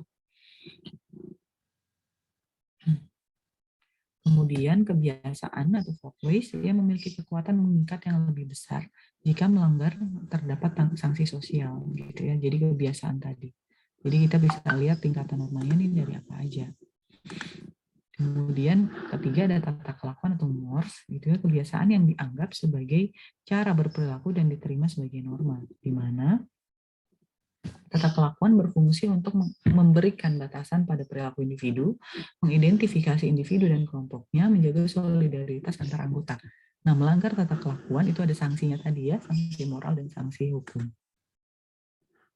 Nah, kemudian terdapat 4 tingkatan norma, antara lain ada istiadat, itu ada tata kelakuan yang memiliki kekuatan integrasi dengan pola perilaku masyarakat. Kemudian ada sanksinya juga, sanksi moral, dan dikeluarkan dari komunitas. Sehingga bagaimana untuk mempertahankan kelembagaan itu biasanya kita tanya apakah ada sanksinya, gitu ya, apakah sanksinya moral, gitu ya, atau sanksinya hukuman.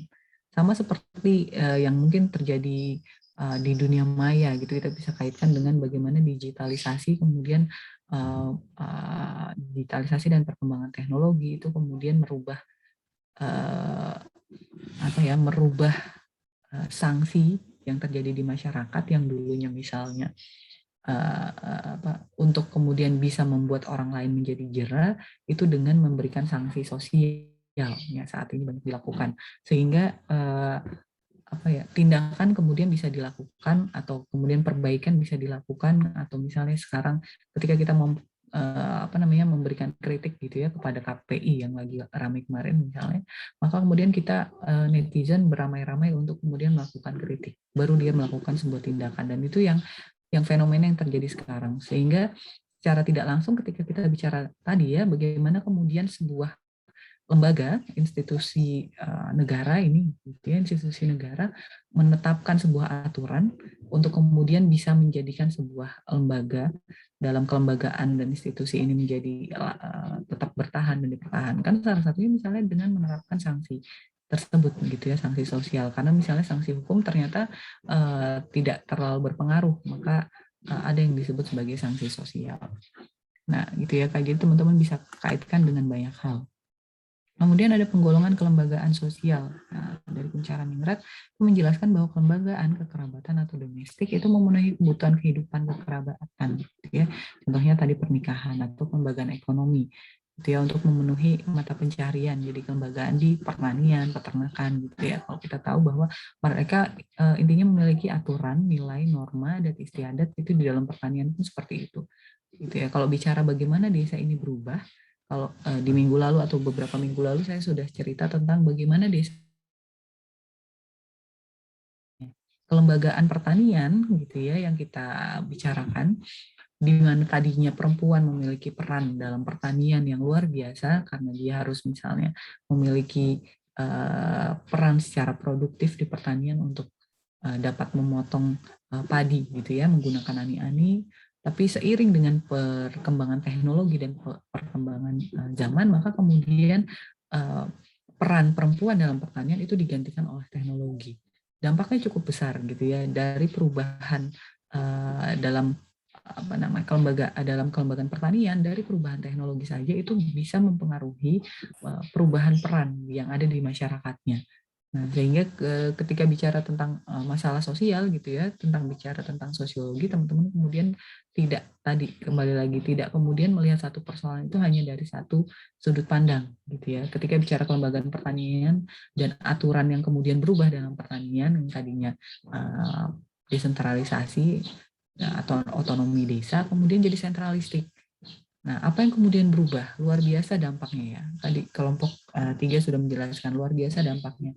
Yang dimana tadinya desa memiliki hak untuk kemudian mengatur potensinya, kalau saya bilang ya, misalnya potensinya pertanian, potensinya perkebunan sawit atau potensinya perkebunan cengkeh yang kemudian digantikan atau disamaratakan karena sentralisasi, maka semua harus nanam padi. itu dampaknya luar biasa besar gitu. Kalau kemarin saya cerita luar biasa besar karena tidak hanya kemudian mempengaruhi perubahan tadi mata pencaharian masyarakat, tapi mempengaruhi bagaimana perubahan kebudayaan, perubahan kelembagaan gitu ya, perubahan struktur di masyarakat yang kemudian harus mengikuti gitu ya, mengikuti regulasi yang diterapkan. Nah, itu sehingga menarik ketika bicara tentang perubahan sosial, maka kemudian kita tidak hanya kemudian melihat faktor pengaruh teknologi saja gitu yang menyebabkan dia berubah, tapi ternyata ada faktor lain, gitu ya, regulasi, faktor tadi struktur, faktor kelembagaan yang berubah, faktor aturan yang berubah, atau misalnya aturan yang tidak tegas juga bisa merubah bagaimana masyarakat itu masih mempertahankan norma dan nilai yang ada di dalam sebuah kelembagaan, atau ternyata tadi balik lagi ya, tidak digunakan lagi tuh nilai dan normanya. Mungkin salah satu faktornya adalah kelembagaan ya, tadi aturannya tidak tegas. Kemudian ada kelembagaan pendidikan gitu ya, kemudian ada kelembagaan ilmiah, misalnya penelitian, itu jenis-jenis kelembagaannya. Ada kelembagaan yang lain, misalnya kelembagaan estetika, keagamaan, politik gitu ya, atau somatik. Nah, penggolongan kelembagaan berdasarkan sektor sosial di tingkat lokal itu mulai dari sektor publik, partisipasi, atau sektor swasta. Jadi ini digolongkan. Nah, kemudian bicara kelembagaan, kita bicara tentang 3 hal. Yang pertama kontrol sosial, konformitas, dan deviasi. Nah, kontrol sosial itu adalah salah satu fungsi kelembagaan untuk mengendalikan gitu ya, atau social control, di mana masyarakat ini mau menaati tadi aturan, norma. Tujuan kontrol sosial pada dasarnya untuk mencapai kestabilan gitu ya, masyarakatnya itu stabil, serasi gitu ya. Kalau kita bicara teori-teori klasik itu tentang struktur masyarakatnya tuh tetap gitu, bicara tentang itu. Kemudian mencapai keadaan damai. Jadi ada keadilan, keseimbangan gitu. Karena tujuan dari adanya aturan adat misalnya, atau tujuan dari adanya kearifan lokal terkait tadi misalnya Panglima Laut, Sasi, atau adat di Baduy, itu sebenarnya untuk menyeimbangkan antara kebutuhan manusia yang tidak terbatas ini dengan kemampuan si alamnya untuk kemudian dia bisa regenerasi lagi gitu. Jadi kalau teman-teman karena di Pensos nggak dapat ekologi sosial atau sosiologi lingkungan, jadi kearifan lokal itu bicara tentang bagaimana dia melakukan keseimbangan. Nah, sehingga untuk bisa mencapai satu keseimbangan antara kebutuhan manusia yang semakin tidak terbatas, jumlah manusia yang semakin tinggi, salah satunya adalah dengan membuat sebuah tata aturan gitu, sehingga manusia tetap bisa mengeksploitasi atau mengeksplorasi sumber daya alam, tapi ada batasannya gitu ya. Dalam ruang batasan itu, maka kemudian alam ini bisa kemudian mengembalikan dirinya gitu, mengembalikan kondisinya. Contohnya misalnya bicara tentang Sasi misalnya ditutup itu alasannya pasti ada. Misalnya ternyata ikannya masih kecil-kecil, atau sumber ikannya kemudian sudah tidak lagi ditemukan sebanyak dulu, atau sebanyak misalnya beberapa bulan setelah dibuka, maka akan dilakukan tutup Sasi selama berapa periode, misalnya 1 tahun, 2 tahun. Nah, dalam periode itu sebenarnya lingkungan sedang kemudian mengembalikan dirinya. Nah, itu yang dipelajari dari kearifan lokal. Masyarakat kemudian sadar bahwa kita nih sebenarnya nggak bisa terpisahkan kehidupannya dari lingkungan, gitu ya. Kita nggak bisa terpisahkan kehidupannya dari menyeimbangkan antara kebutuhan manusia dengan lingkungan. Karena bagaimanapun secanggih-canggihnya teknologi, kita tetap akan bergantung kepada lingkungan dan alam, gitu ya. Sehingga itu yang disadari oleh masyarakat-masyarakat adat yang masih mempertahankan kearifan lokalnya. Nah, kemudian kontrol sosial itu berdasarkan sifatnya dibagi menjadi 2, preventif dan represif. Nah, proses kontrol sosial dilakukan dengan beberapa cara ya, ada tanpa kekerasan, ada juga paksaan. Paksaan ini biasanya dalam bentuk sanksi gitu ya, tadi ada aturan, ada hukuman yang kemudian ditetapkan. Nah, dan bicara kelembagaan, kita bicara tentang konformitas, yaitu merupakan suatu upaya yang menyelaraskan antara nilai budaya dengan cara-cara yang telah melembaga. Nah, kemudian dia umumnya sangat kuat nih pada masyarakat tradisional gitu ya. Nah, ini salah satu contoh yang sederhana, misalnya umumnya rumahnya sama gitu ya, karena biasanya karena ada alasan tertentu gitu. Misalnya rumahnya masih rumah panggung nih di satu daerah. Kenapa dia masih rumah panggung? Oh, ternyata di bawahnya dia biasanya digunakan untuk beternak gitu ya, babi, kambing gitu ya, diternak di bawah rumah. Sehingga itu efisiensi juga. Kemudian ada misalnya masih menggunakan rumah panggung di daerah mana? Oh, daerah pesisir. Ya, karena misalnya ternyata ketika sore hari gitu ya, airnya pasang, atau malam hari atau hari tertentu airnya pasang. Sehingga itu adalah bentuk adaptasi juga yang dilakukan oleh masyarakat. Nah, sehingga ini adalah bentuk penyelarasan. Yang terakhir ada deviasi.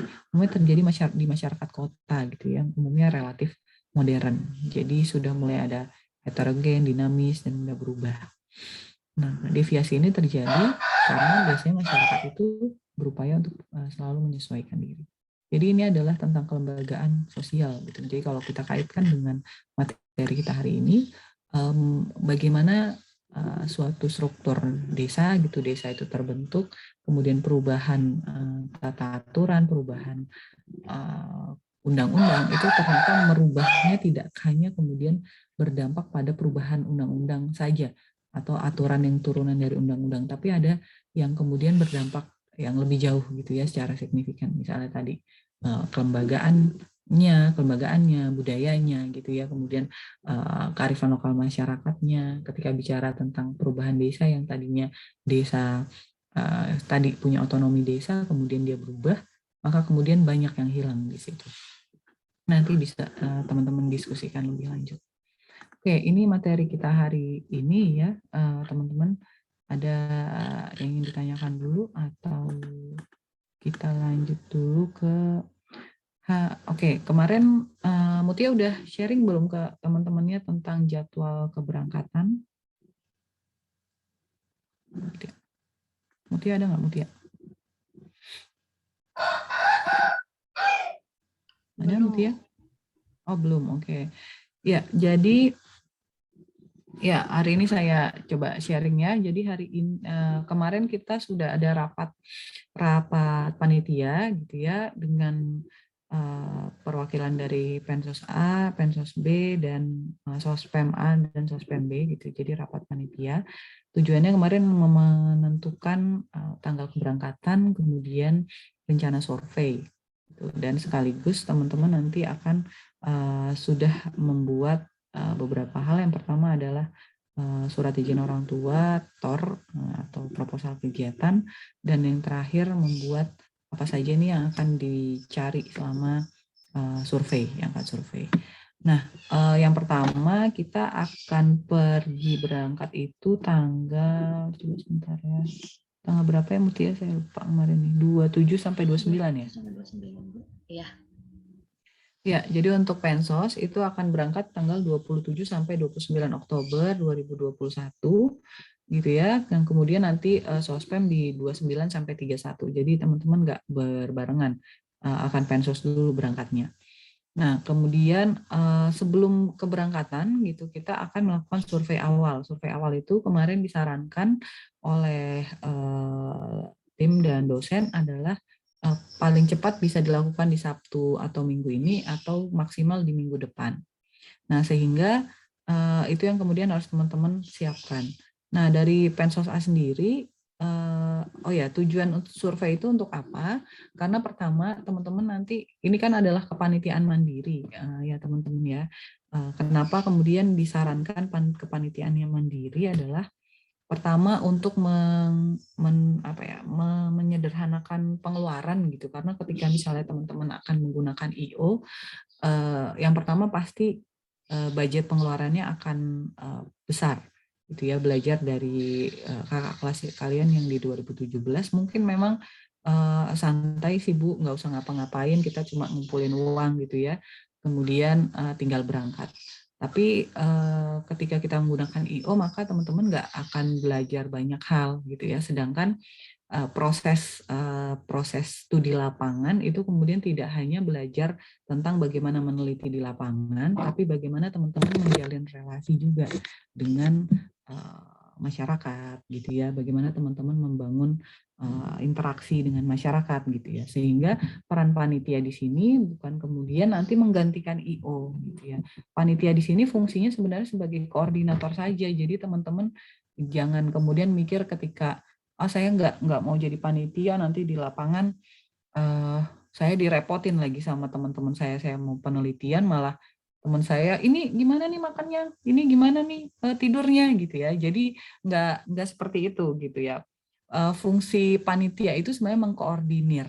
Jadi ya, dan sebenarnya ketika teman-teman jadi panitia itu teman-teman akan belajar banyak hal. Mengkoordinir sini fungsinya apa? Nah, ini yang akan teman-teman lakukan nih, yang akan survei nanti gitu ya, survei di Sabtu atau Minggu depan. Teman-teman nanti akan bertemu dengan kepala desa, bertemu dengan nanti ada yang namanya Kang Yadi gitu ya. Kang Yadi akan memberikan informasi tentang Baduy. Nah, kepala desa itu fungsinya apa? Nanti teman-teman akan diskusi tentang nanti tinggalnya akan di mana. Nah, harapan dari tim dosen sebenarnya teman-teman bisa tinggal di perumahan warga sehingga ada interaksi, gitu ya. Itu yang kemudian lebih banyak yang akan teman-teman gali informasinya gitu dibandingkan dengan ketika teman-teman menggunakan IO, itu pasti teman-teman akan diarahkan untuk tinggal di homestay gitu. Sedangkan di homestay itu berarti teman-teman mau wisata bukan mau riset gitu ya. Kalau misalnya teman-teman dengan kepanitiaan mandiri, teman-teman nanti akan bertemu dengan kepala desa gitu, akan bertemu dengan masyarakat desa yang kemudian nanti akan diskusi. Kira-kira dari Pensos A dan Pensos B ini totalnya ada berapa orang, misalnya sekitar 80 orang.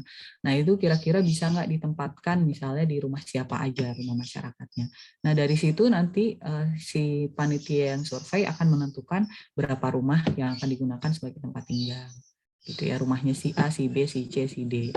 Nah, misalnya gitu ya, ada misalnya dapat sekitar 80 orang, mungkin dibagi sekitar 6 atau 5 rumah gitu ya, nanti teman-teman di situ. Nah, itu yang pertama. Yang kedua, fungsinya si panitia adalah mengkoordinir juga, Bu, nanti makannya gimana.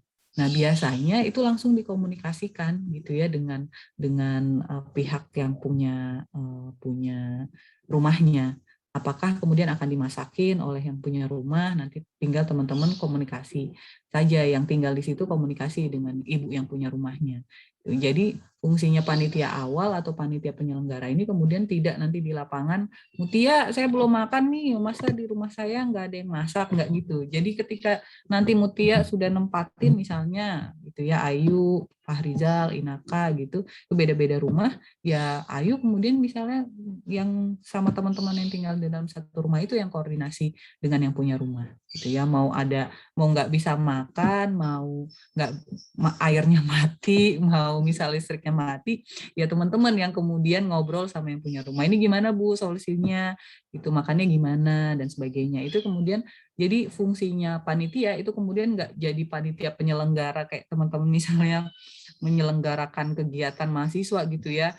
Jadi semuanya gitu kita yang ngatur, mulai dari konsumsi, ntar kalau nggak ada konsumsi dibawa-bawa nih konsumsinya, enggak.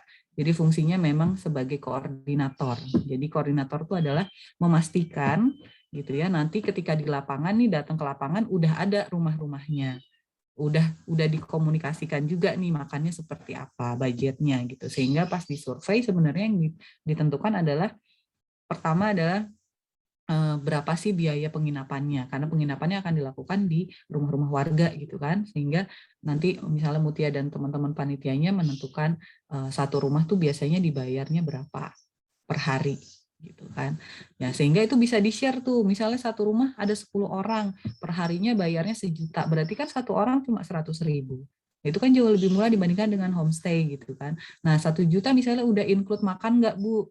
Oh belum, kalau include makan berapa? Nah itu sebenarnya jauh lebih murah. Nah, makannya kan sehari 3 kali gitu ya, sehingga nanti itu kan disiapkan oleh si yang punya rumah. Nah hal-hal teknis seperti itu sebenarnya nanti ditanyakan di awal oleh tim survei. Jadi pas penelitian, kalau misalnya teman-teman misalnya ada yang khawatir, nanti saya ribet kalau jadi panitia pas penelitian nggak bisa ngapa-ngapain. Sebenarnya pas penelitian pasti teman-teman ya penelitian aja, nggak akan ribet sama hal-hal teknis, karena hal-hal teknis itu akan dilakukan sebelum kita berangkat, itu sudah clear gitu ya. Jadi kalau misalnya kayak kemarin nih kita clear dulu tanggal keberangkatannya, kemudian nanti setelah survei kita akan rapat lagi dengan panitia besar untuk mengklirkan bagaimana nih pendanaannya, berapa bayar penginapan, berapa bayar rumah, berapa bayar transportasi gitu kan, totalnya berapa kemudian di-share. Nah, itu sebenarnya sudah clear di awal, sehingga ketika ke lapangan sebenarnya teman-teman tinggal datang pas riset sudah seperti itu. Jadi sudah clear di awal, jadi nggak ada masalah. Gitu ya teman-teman ya. Jadi fungsinya panitia itu bukan kemudian dibebankan dengan tanggung jawab untuk ngurusin teman-temannya gitu. Karena teman-teman sudah besar gitu ya, sudah dewasa juga, jadi teman-teman bertanggung jawab atas diri teman-teman sendiri sebenarnya. Di lapangan pun seperti itu. Sehingga saya selalu menekankan ketika ke lapangan, kemarin ya Pak Tarmiji bilang, Bu Mela bilang, kita cari tahu apa yang dilarang gitu ya, pantangan dan larangannya, aturan-aturannya apa gitu ya, kita bicara tentang aturannya sehingga nanti ketika di lapangan itu jadi catatan gitu ya, kayak kita nggak boleh sompral dan sebagainya gitu. Mungkin terkait dengan turun lapang seperti itu. Nah, kemudian ada yang mau di-share dulu nggak Mutia? Silahkan Mutia. Ini mukanya di depan saya nih Mutia nih. Silahkan Mutia nih. Boleh sharing dulu sama teman-temannya misalnya apa yang mau di-share terkait dengan turun lapang. Nah di Pensos A sendiri kepanitiaannya sudah ada apa aja kemarin, kalau nggak salah Mutia udah lumayan lengkap tuh kepanitiaannya, tapi udah ada orangnya atau belum gitu, ataukah digabungkan dengan Pensos B? Boleh sharing dulu.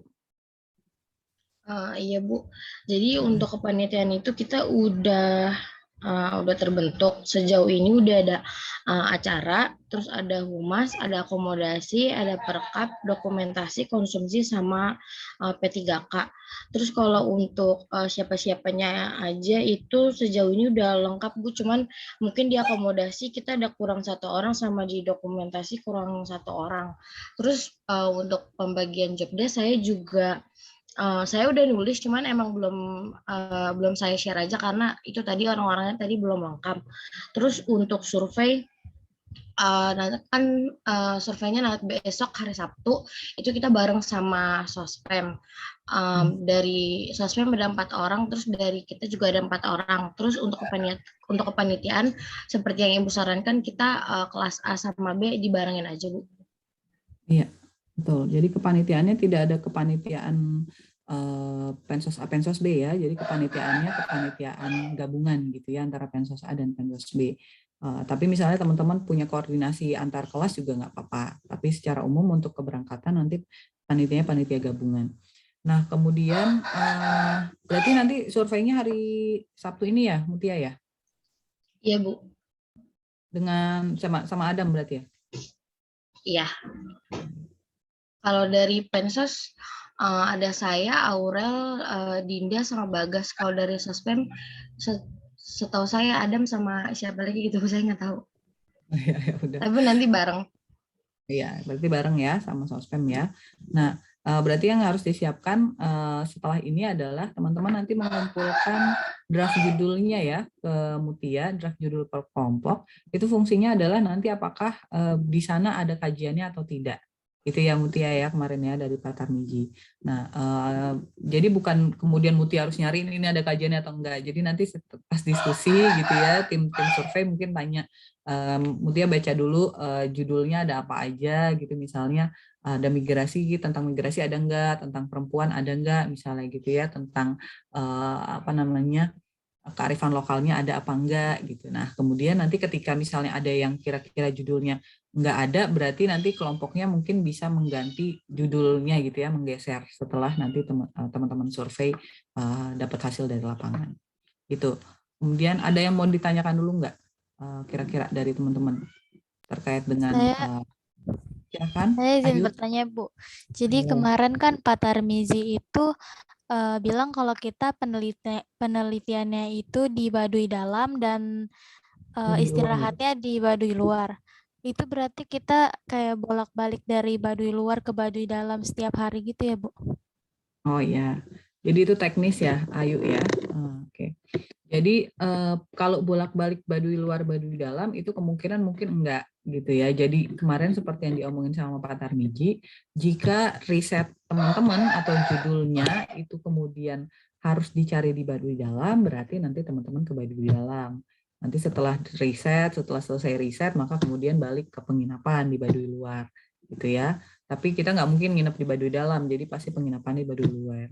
Kalau bolak-balik, kalau misalnya nanti di hari pertama ternyata sudah ketemu jawabannya, sudah dapat semua nih hasil risetnya, ya hari kedua nggak perlu ke Baduy Dalam, teman-teman bisa jalan-jalan, bisa kemudian lihat di sekitarnya gitu ya. Jadi biasanya nanti teman-teman bikin rundown ya, rundown kegiatan gitu ya di lapangan, hari pertama ngapain aja, hari kedua ngapain aja, nanti didiskusikan dengan tim dosen. Biasanya di hari pertama itu kita pasti ada briefing gitu ya, di hari kedua itu kita ada presentasi gitu.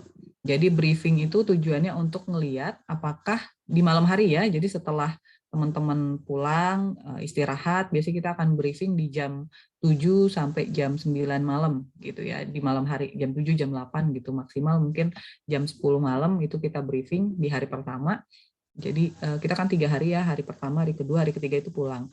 Nah, hari pertama itu biasanya kita akan briefing untuk kemudian teman-teman nanti lihat apa saja sih data yang besok akan teman-teman lakukan riset tuh ya di hari kedua. Nah, di hari pertama kan sampai, karena Baduy nggak terlalu jauh ya, jadi kemungkinan besar kita bisa sampainya masih pagi juga. Kalau kita berangkat dari sini jam 6 atau jam 7, mungkin kita bisa sampai jam 10. Nah, dari jam 10 misalnya sampai sore itu sebenarnya kan teman-teman masih punya waktu buat pertama tuh observasi gitu ya, di sana tuh ada apa aja, kemudian kaitkan sama riset penelitian tuh bisa nemunya di mana, nanya dulu sama orang sekitar gitu. Jadi gambaran data awal tuh bisa ditemukan di hari pertama. Nah, kemudian nanti kita sharing di malam hari biasanya, kemudian kita sharing. Nah, kelompok 1 misalnya tadi udah observasi, dapat data apa aja, kira-kira besok mau kemana aja. Sehingga itu sudah bisa dipetakan nih. Di hari kedua misalnya ternyata kelompoknya Ayu datanya di Baduy Dalam gitu kan. Berarti kelompoknya Ayu ke Baduy Dalam. Bolak-balik pasti bolak-balik gitu. Itu risiko di lapangan ya. Nah, biasanya gimana caranya? Pinter-pinternya teman-teman gitu kalau di lapangan. Kadang misalnya ada masyarakat yang suka pakai motor, atau tiba-tiba ada yang suka bawa truk numpang, atau misalnya ada kol buntung numpang gitu ya kalau nggak pengen capek. Ya itu jadi sebenarnya inisiatif teman-teman aja gitu. Nanti kalau misalnya jauh, bolak-balik jauh gitu ya, nanti ada yang jalan dulu. Saya yang jauh tuh di mana ya, muter-muter, oh di kampungnya Pak Zid. Saya capek muterinnya karena dia harus naik ke gunung tuh, itu jauh banget. Dan ada kelompok tuh yang nyari tentang anak 2017 tuh nyari tentang apa ya, tentang kearifan lokalnya, dan itu karena udah jarang kearifan lokalnya sehingga dia harus naik ke puncak gunung. Itu ngikutinnya saya capek banget sama Bu Mela karena jauh banget ya. Kalian kan masih muda ya, saya udah tua mana gendut, aduh udah lelah deh. Tapi kalau anak-anak kan, kalau kalian senang-senang aja. Saya gempor pulang-pulang ngikutinnya. Karena kan tetap dosen harus ngelihat ya, misalnya teman-teman pas risetnya itu di mana gitu ya, pas lagi wawancara. Kan wawancara, nah itu pemetaan si wawancara misalnya, itu kita bahasnya di hari pertama Ayu gitu ya. Di hari pertama misalnya kelompok Ayu nih bahas tentang apa nih, bahas tentang kearifan lokal, berarti besok ke Baduy Dalam gitu kan. Di Baduy Dalam ini ketemunya sama siapa, nah itu sudah kita bahas. Jadi biasanya ada pemandunya tadi, Kang Yadi, atau misalnya orang lokal yang juga nanti ikut kita briefing di hari pertama. Jadi nggak kemudian di hari kedua nih teman-teman, saya kemana ya, bingung, nggak gitu. Jadi sebenarnya udah ada arahannya. Misalnya kelompok Ayu nih ke Baduy Dalam nanti didampingin oleh siapa gitu ya, atau ketemunya sama siapa. Nah itu sebenarnya udah dipetakan. Jadi sebenarnya teman-teman nggak akan bingung-bingung kayak penelitian sendiri sih gitu ya. Saya dulu waktu penelitian S1, enggak S1 sih, kayak dulu di kampus riset lapangannya karena sering gitu, jadi biasanya nyari sendiri, orangnya nyari, tempatnya nyari gitu ya, enggak ada yang dampingin. Tapi kalau misalnya teman-teman sosdes ini biasanya sudah ada. Kayak kemarin tuh Kang Yadi biasanya tahu, oh ini Ayu bahasnya tentang ini, nanti ketemunya si Bapak ini aja di sini gitu. Misalnya kemudian Mutia bisa cari misalnya di sana ada siapa gitu ya, daerahnya di sebelah sana gitu. Jadi diinformasiin gitu di briefing awal. Sehingga di hari kedua itu biasanya fokus ngegali data gitu ya, ngegali data. Nah, untuk terkait koordinasi teknis, makan dan sebagainya, nah itu udah dibicarakan oleh tim survei di awal. Sehingga nanti hanya tinggal konfirmasi aja ke pihak Baduynya atau pihak masyarakat desanya. Tuh, jadi tinggal koordinasi aja. Nah, terkait dengan pembayaran gimana? Biasanya itu tadi balik lagi ya, sudah dikoordinasikan oleh tim survei. Misalnya tadi kira-kira per hari penginapan untuk misalnya 10 orang dan makan itu budgetnya berapa, Bu? Nah, itu kan sudah diomongin dari awal. Nah, sehingga nanti pas pulang pembayarannya biasanya tergantung orang yang ditempatin di situ. Kalau dulu yang di kampungnya Pak Azid tuh biasanya mereka ada bagian keuangan nih. Nanti si bagian keuangannya tuh baru pas terakhir banget muter-muter buat bayarin ke masyarakat ke yang punya rumahnya kayak gitu. Gitu ya. Jadi nggak kayak kita IO bayar di depan, kadang-kadang bisa pas nanti hari H atau selesai pulang untuk bayar teknis-teknis yang lain. Nah itu semuanya diomongin pas survei. Itu ya, Ayu ya. Ada lagi nggak mau ditanyain? Satu lagi Bu. Boleh, Jadi kita kan sebelum berangkat ke Baduy harus sudah nulis bab 1 dan bab 2-nya. Nah, itu kan nulisnya kita ketik ya, Bu. Dan kemarin Pak Tar bilang kan kita nggak boleh pakai teknologi karena takut ada sesuatu hal yang terjadi kayak rusak atau apa gitu ya, Bu ya. Berarti kita tulis tangan dan nanti pas pulangnya dapat info dari angkatan atas kan penelitian harus sudah selesai. Nanti itu digabunginnya gimana, Bu? Oke, jadi kalau kemarin info dari Pak Tarmiji, kalau masuk ke Baduy Dalam itu nggak boleh bawa perangkat teknologi elektronik. Jadi sehingga kalau misalnya nanti teman-teman pas risetnya kan semua kita Baduy itu kan sebenarnya udah jadi tempat wisata ya, Ayu ya. Jadi di kawasan yang kita di Baduy luarnya sebenarnya boleh bawa alat elektronik, handphone, laptop dan sebagainya.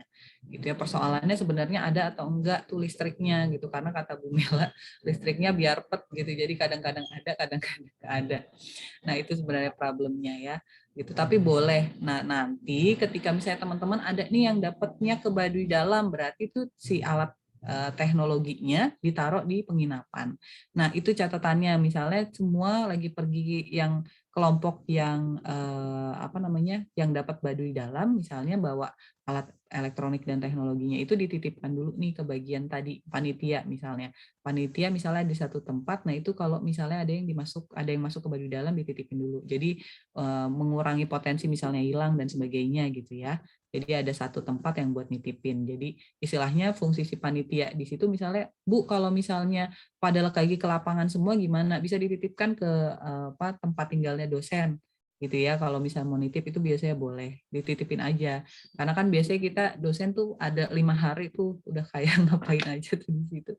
Dari mulai tim pensos sama sospem, jadi nanti ada satu rumah biasanya disediakan buat dosen gitu ya. Nah itu bisa dititip di situ. Bu saya mau ke Baduy Dalam, takutnya nggak ada yang ngejagain gitu ya. Biasanya kita ganti-gantian kan, itu bisa dititip di situ gitu ya. Jadi itu terkait dengan alat elektronik itu masih bisa dibawa gitu ya, Yu ya.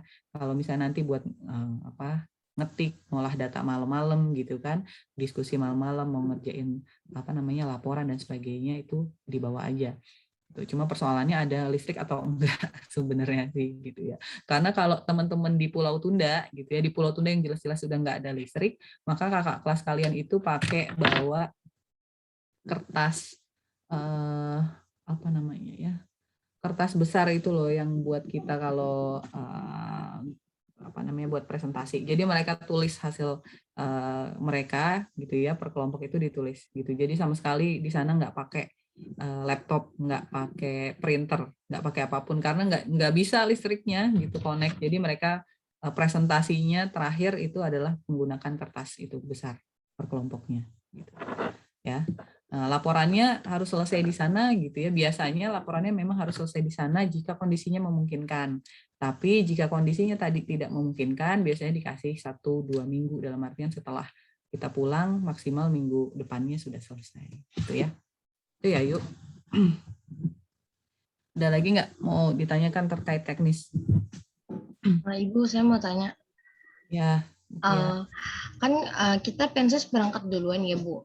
Terus itu dari tim dosen, dari dosen pensos sama sospem itu ikut semua bareng kita atau gimana, Bu? Terus pulangnya Ibu bareng kita juga apa gimana? Bareng-bareng jadi tim dosennya. Tim dosen itu biasanya tidak ada dibagi pensos sospem ya. Jadi yang pasti berangkat itu biasanya saya, Bu Mela, Pak Tarmiji, Pak Suyuti itu yang pasti biasanya berangkat gitu ya. Selain Pak Zid, Pak Zid itu kadang berangkatnya bareng, kadang nyusul soalnya gitu. Jadi nggak dimasukkan di dalam, kalau misalnya teman-teman pakai tronton atau pakai itu, diselipkan lah antara 4 sampai 6 orang gitu ya. Karena biasanya Pak Tarmiji juga bawa temennya tuh nanti buat ngebantuin teman-teman di lapangan juga gitu fungsinya ya. Jadi yang pasti kemungkinan berangkat itu saya, Bu Mela, Pak Suyuti, Pak Tarmiji, kemudian ada 2 orang. Jadi bisa di spare 6 orang ya Mutia untuk dosennya. Nah itu untuk tempat tinggalnya di Pulau Tunda, kita tempat tinggalnya gabung. Jadi nggak masalah gitu ya. Saya tinggalnya bareng sama Pak Tarmiji sama temennya juga. Ya tidurnya nggak bareng gitu, cuma dalam satu rumah tuh gabung. Itu nggak masalah kita gitu ya. Jadi disesuaikan saja temennya. Jadi nggak harus, tapi bisa juga kita gabung kalau di kelas kalian yang di kampungnya Pak Zid tuh di Banten, itu kita gabung sama mahasiswi. Jadi mahasiswi ada yang gabung sama saya dan Bu Mela satu rumah. Itu karena itu di rumah penduduk kan, jadi nggak cukup rumahnya, jadi digabungkan. Itu bisa. Itu ya. Jadi teknisnya kalau saya dari tim dosen nggak perlu kemudian harus